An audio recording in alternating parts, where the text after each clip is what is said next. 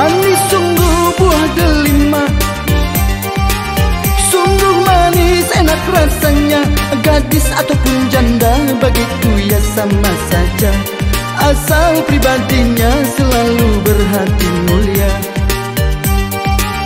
Cantik sungguh berkain batik, tambah cantik pakai kebaya. Apalah artinya wanita berwajah cantik kalaulah hatinya selalu tidak setia. Lihat, coba lihat, ya mangga si buah mangga. Baiklah kulitnya, belum tentu baik isinya. Janda biar janda, asalkan berhati mulia. Si gadis yang cantik belum tentu baik hatinya. Buah duku dalam keranjang, bawa pergi ke kota raja. Apalah gunanya wanita mata keranjang, cantik pun wajahnya bagiku tiada artinya. Lihat, coba lihat, ya mangga si buah mangga. Baiklah kulitnya, belum tentu baik isinya. Janda biar janda, asalkan berhati mulia. Si gadis yang cantik belum tentu baik hatinya.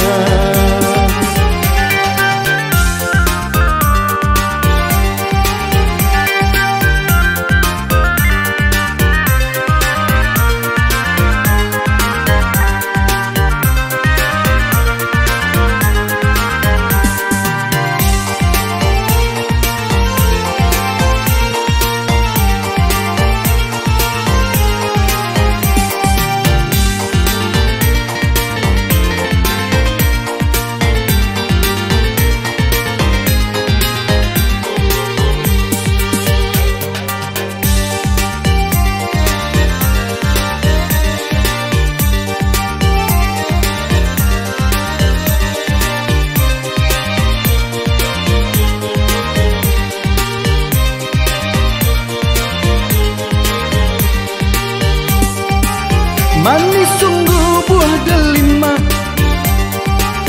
sungguh manis enak rasanya. Gadis ataupun janda bagiku ya sama saja, asal pribadinya selalu berhati mulia. Cantik sungguh berkain batik, tambah cantik pakai kebaya. Apalah artinya wanita berwajah cantik kalaulah hatinya selalu tidak setia.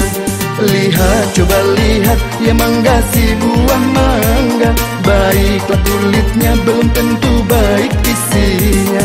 Janda biar janda, asalkan berhati mulia. Si gadis yang cantik belum tentu baik hatinya. Buah duku dalam keranjang, bawa pergi ke kota raja.